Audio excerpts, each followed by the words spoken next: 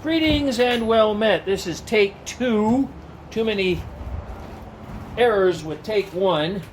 So this is dedicated to Peterbilt Knife Guy, who put out a video on 4 blades in your collection: your smallest folding knife, your largest folding knife, your smallest sheath knife or fixed blade, and your largest sheath knife / fixed blade. So let's get on with the show, and I will leave measurements for all of these in the description. It's hard for me to do measurements because I'm legally blind. Okay, so let's move these off. So number one is my Gerber. This is a Gerber I picked up in 1984, I believe, at the general store in Mammoth Hot Springs, Yellowstone National Park. I know the blade is about 2 inches long, and that's tiny. I would not carry that in my pocket unless I had it attached to a keychain, because yeah, you'd lose it.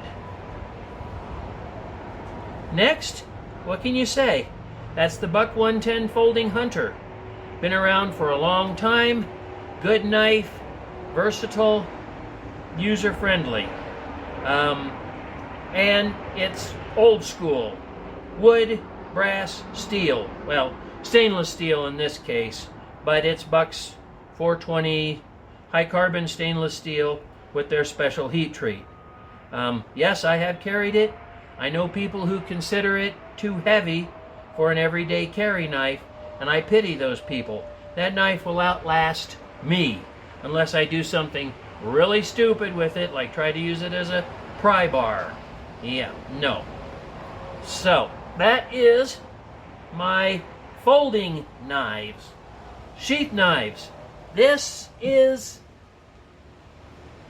my smallest sheath knife, and it is from a company called Duratech out of China. I misplaced the sheath somewhere. Hope I can find it. Very small neck knife, and yet, even though it is small, it does fit my hand. 3 fingers will fit on the handle, and you've got jimping on the spine. So you can do a lot with a neck knife, a lot more with a little knife than people like to think. I cut pizza with this earlier today.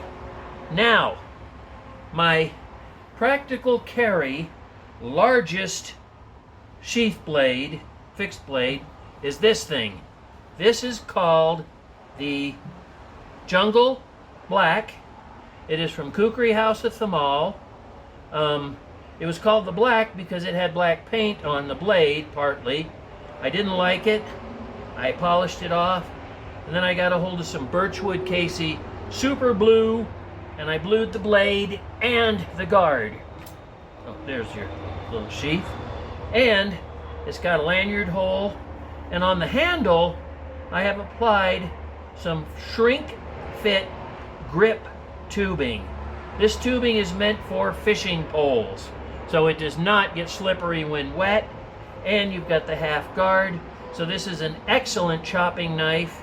It is a little heavy with that 12-inch Kukri blade. So I have made a shoulder strap for it, but I have worn it on my belt, and it's not that uncomfortable. You're going to want a good belt.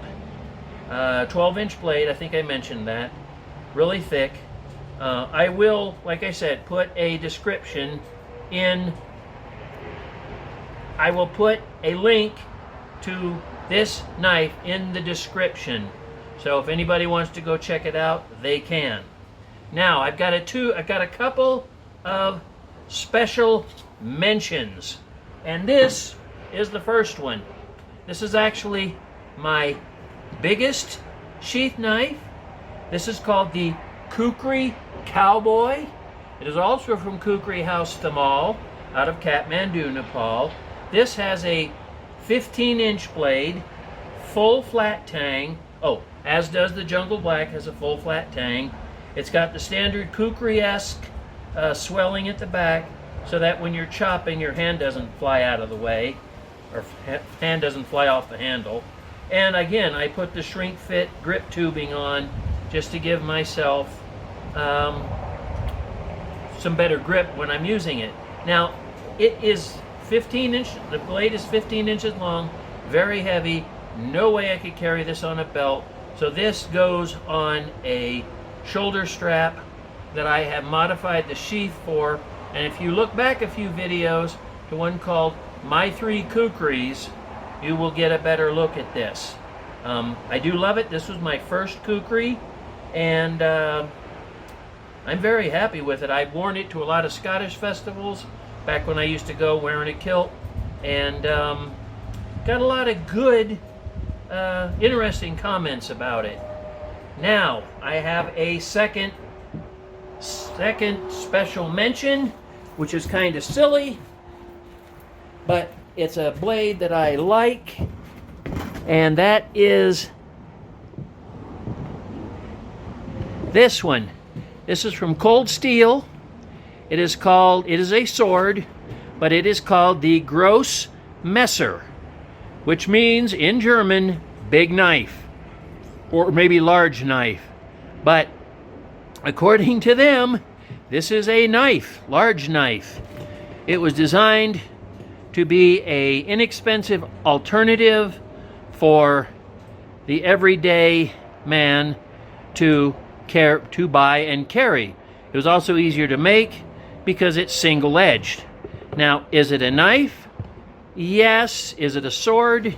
Yes. Is it something that I would carry in the woods? Only if it was after an apocalyptic destruction of society, or perhaps a zombie infestation. I would definitely carry this blade. I have a baldric for it so that I can carry it. So let me get back to my seat. So here's my largest practical sheath knife, my smallest sheath knife, my largest folding knife, and my smallest folding knife. And do I have other big knives? Yes, I've got a lot of knives with 12-inch blades. I've got one with a 13-inch blade.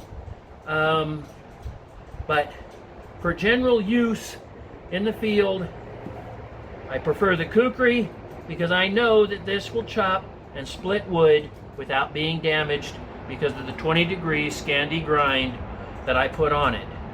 Now, I know some people might tell me, oh, you need a flat grind or a saber grind. Well, the Ken Onion Work Sharp special edition sharpening system I use does a Scandi grind, and that's fine with me. It's sharp.